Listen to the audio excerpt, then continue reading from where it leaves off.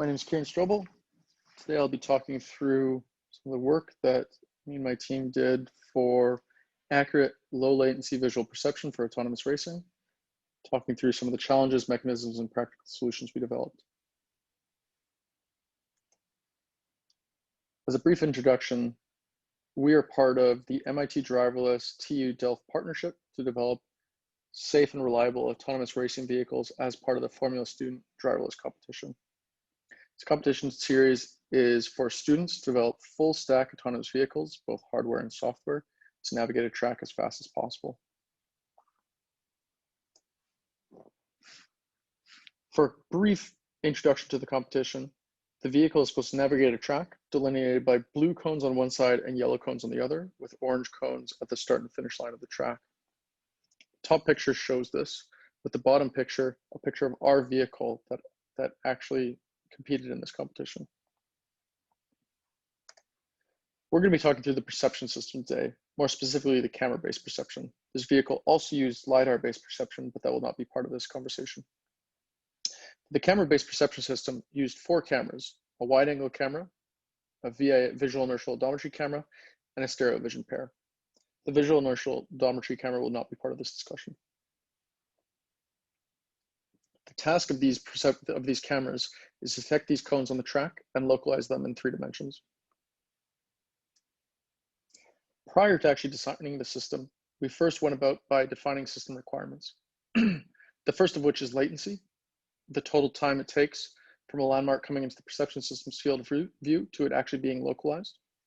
The mapping accuracy, i.e. how accurately we can localize these landmarks. The horizontal field of view, which is the minimum arc visibility required, and the look-ahead distance, which is the longest straight line distance in which accuracy is maintained.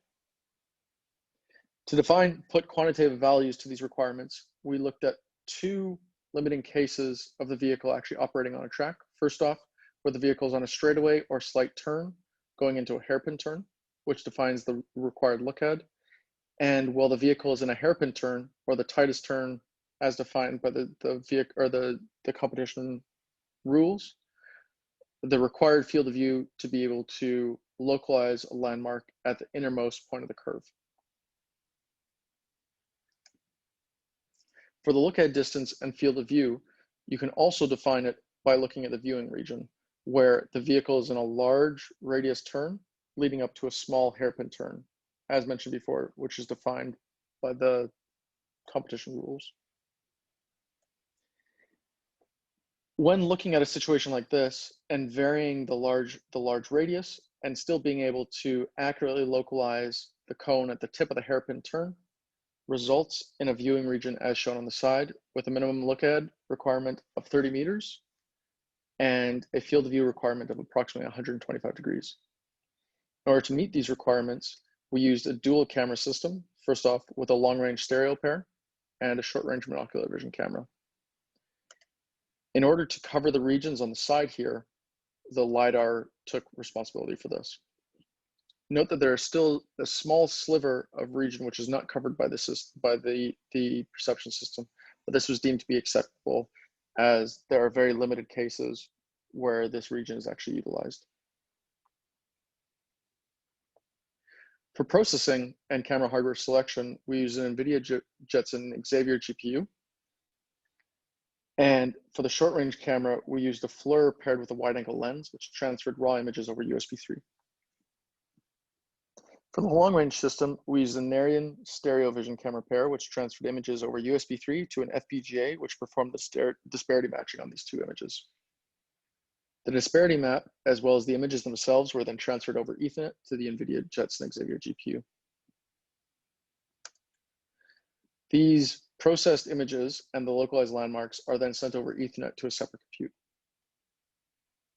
In order to synchronize the cameras, a trigger line was used, which was driven by the FPGA, which ran at 20 Hertz. This was connected to both the FLIR camera and the Narian camera. These pulses went from the FPGA to trigger the Narian, and then the images were sent back to the FPGA. The timestamps when the triggers were sent out are recorded on the FPGA, and the timestamp with the closest image is attached to the image itself. before then being sent to the NVIDIA GPU, which is synchronized to the FPGA clock by PTP. For the FLIR images, the triggers are sent out to the camera, associated with each image taken, and then sent over USB 3 to the GPU.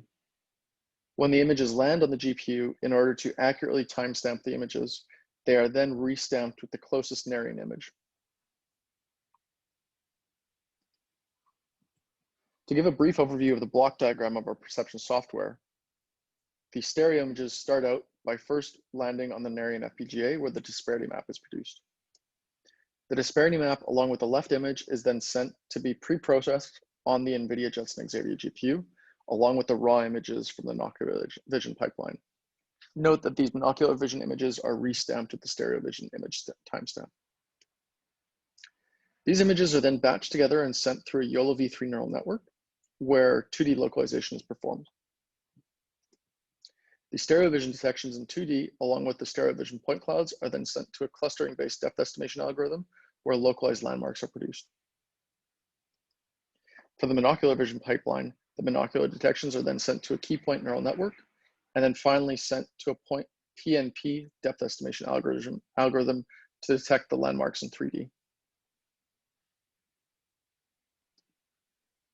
To dive a little bit deeper into the depth estimation algorithm, of course, step one is to first detect the objects in 2D. For the monocular vision pipeline shown on top, step two is then run key point detection, which is a purely convolutional neural network.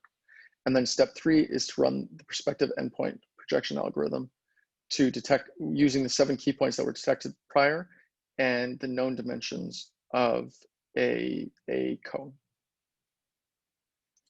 For the stereo vision pipeline, step two is to first perform an outlier removal algorithm, which gets rid of points that are far away from the cones. We then run hue and saturation filtering to get rid of the asphalt background and regions with low texture. And then finally run an RGB region growth segmentation algorithm to produce localized landmarks. For the key points detection algorithm, as mentioned before, this detects 7 key points on each YOLO v3 detection using a purely convolutional neural network, which consists of residual blocks. In the loss function during training, we leverage the geometric relationship between the key points shown by the vectors on the images on the right.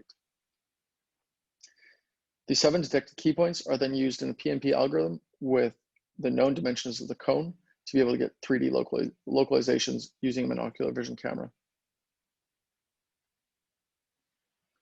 Shown here is a video of our system running in real time for the monocular vision pipeline. Note the 7 key points are shown on the left-hand side of the screen. The system runs at 20 Hertz.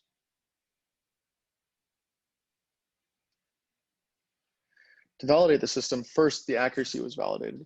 You can see on the left side of the screen for the short range detections performed by the monocular vision pipeline, the blue and yellow cones, shown in blue and yellow respectively, are highlighted by a black outline. For the stereo vision pipeline, again, the blue and yellow cones, shown in blue and yellow, are not highlighted by a black outline. The maximum allowable error was 0.5 meters, which is shown to be satisfied by all the detections done in this study. For system latency, you can see our monocular vision pipeline shown on the left-hand side of the screen and the stereo vision pipeline shown on the right, showing that we come 10% under the 200 millisecond budget for both pipelines. To see our open source core code, as well as our data set for our YOLO v3 network and our RecNet, which is our key point network, you can view our GitHub at the link below. Thank you very much for your time.